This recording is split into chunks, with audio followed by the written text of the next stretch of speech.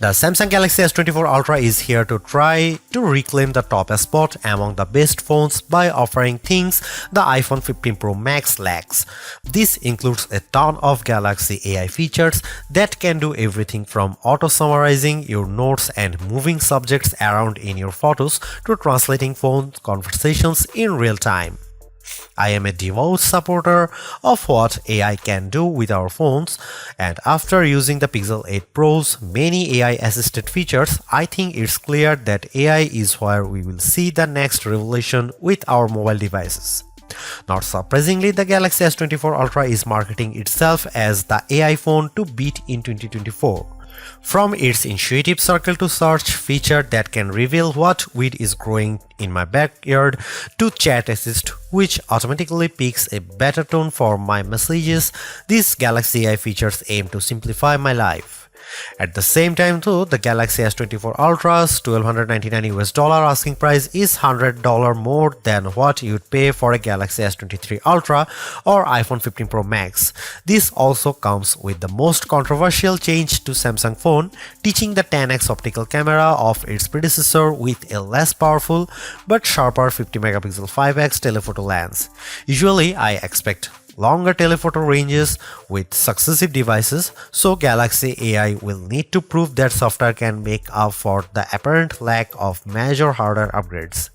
In my Galaxy S24 Ultra review, I will dial into the practicality of the phone's new Galaxy AI feature, assesses how its new cameras compare against its predecessor and rivals, find out how long its battery lasts, and ultimately determine if it's worth the money. Pre-orders for the Samsung Galaxy S24 Ultra are available right now with its general release date set for January 31. The $1,299 starting cost of the phone comes with 256GB of storage, while upgrading to the 512GB or 1TB models will cost $1,419 and $1,659 respectively. They're certainly not cheap, though it's not the most Samsung has ever charged for a non-folding phone. Remember, the Galaxy S20 Ultra launched at whopping $1,399 4 years ago. Still, that's probably little comfort to someone in the year, and now trying to justify paying $100 more for the Galaxy S24 Ultra over the iPhone 15 Pro Max. Samsung Galaxy S24 pre-order deals take some of the sting out of the Ultra's price, with Samsung offering an upgrade to the next tier of storages at no extra cost. You can also get credit from the Samsung by trading in your current device for a lower price on the S24 Ultra. Look quick and you might not notice the design changes Samsung made to the Galaxy S24 Ultra. Most notably, the new model ditches its predecessor's armor aluminum frame for a titanium one, which bolsters durability and in this case leads to a lighter package as well. On paper, the Galaxy S24 Ultra's 8.22-ounce weight doesn't seem like a tremendous difference over the S23 Ultra's 8.25-ounce weight, but the phone just feels less dense this time. Another change pertains to the end of an era for the series, its curved screen. I am on the fence about this change because the curved screen of past Ultras gave the phone this sleek looking aesthetic. Instead, the S24 Ultra adopts a flat display that hugs the edge of the titanium frame. Samsung's reasoning for this change pertains to the S Pen. The flatter panel makes it less likely for the stylus to fall over the edge. But then again, I end up using a case with my older curvier Galaxy S Ultra that prevents this such thing from happening. The last and subtle change involves 42% slimmer bezels according to Samsung's math. I only see it with the bottom portion at the display, since the rest of the bezels appear very similar to the Galaxy S23 Ultra.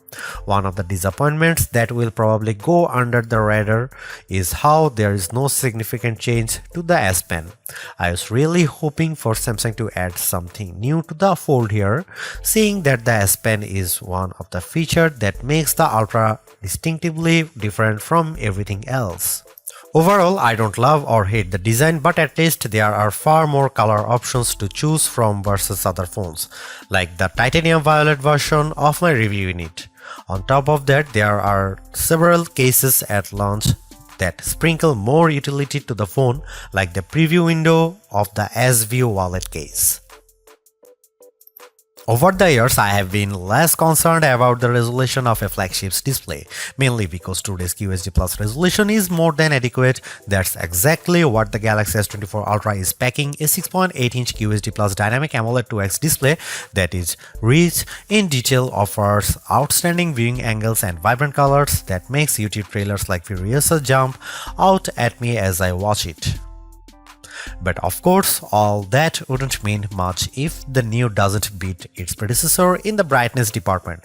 Samsung's no different with the Galaxy S24 Ultra, which the company claims to have a rated brightness of 2600 nits. I am never one to believe the hype because these ratings often don't reflect their true-to-life behavior, which is why I place more emphasis on our actual testing. This is where it gets interesting because the Galaxy S23 Ultra reached a peak brightness output of 1225 nits. In our display benchmark testing, it's an improvement to 1353 nits with the Galaxy S24 Ultra in our testing when displaying HDR content. That's fantastic, and I didn't have any issue watching YouTube clips or playing my mobile games outside with direct sunlight beating down on me. Samsung kept the S24 Ultra's display refresh rate to 1 to 120 Hz, which is what I expect from a flagship today. Still, Samsung missed an opportunity to increase that refresh rate to perhaps 144 Hz to further differentiate itself. I am well aware of Samsung's history of throwing novel features into its phones. Remember the eye scrolling feature of the Galaxy S4? I wouldn't think so, which proves my point that sometimes hyped features don't turn out memorable. There's very little doubt of AI permeating into everything in our lives, our phone included, which is why Samsung's taking a proactive approach in giving its users access to new capabilities with Galaxy AI. Strangely enough, many of these AI-assisted features are in collaboration with Google, which raises the question of who's really making the innovations here. There is also a possibility that these AI features could change with Samsung's website disclaimer saying Galaxy AI features will be provided for free until the end of 2025 on supported Samsung Galaxy devices. Different terms may apply for AI features provided by third parties. I have been able to test out all of the included Galaxy AI features on the Galaxy S24 Ultra, and here's what I think. Without question, the biggest controversy circling the Galaxy S24 Ultra centers around Samsung's decision to ditch the 10x optical zoom camera of the S23 Ultra for a 5x optical one. That one key spec will cause people to think the new camera setup is technically inferior, but bear in mind that Samsung trades in the optical range for a higher resolution sensor, a 50 megapixel sensor instead of a 10 megapixel one to be specific. The Galaxy S24 Ultra remains a formidable camera phone consisting of a main 200 megapixel camera boasting 60% larger pixels, a 12 megapixel ultra-wide camera, a 10 megapixel telephoto lens with a 3x optical zoom, and that new 50 megapixel telephoto camera with a 5x optical zoom we mentioned above.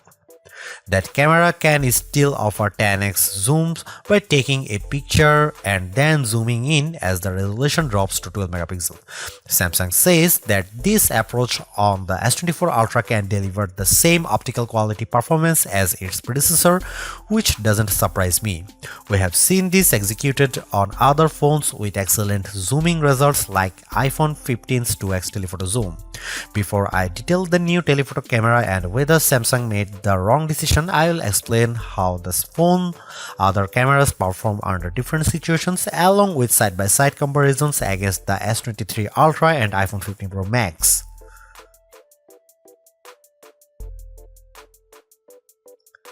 Starting with the main camera, I can't see much change over the S23 Ultra. Details are plentiful, colors are vivid, and the S24 Ultra's HDR performance does nicely to even out the highlights and shadows. I'm perfectly fine with these results, but in the back of my mind I was hoping for a wider separation from last year's model. Compared to the iPhone 15 Pro Max, it comes down to personal preference. In the short of the Outside O2 forum, the iPhone's HDR performance is at peak display when I look how the wooden panels of the front doors pop up out more.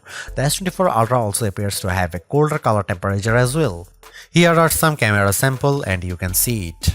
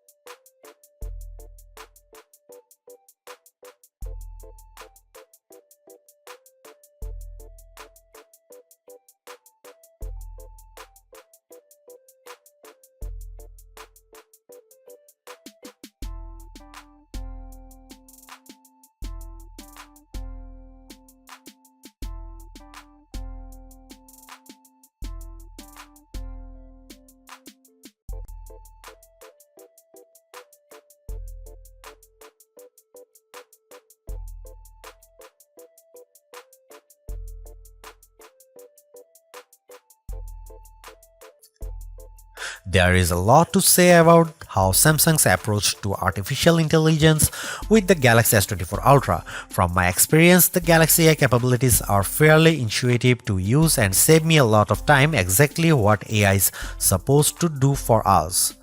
Features such as circle to search, generative edit, instant slow-mo, and note assist all feel polished, while others such as live translate could benefit from more machine learning.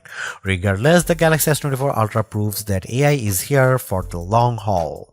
Yet I am a little disappointed that the Galaxy S24 Ultra camera performance doesn't have the same dramatic improvement I have seen from past updates.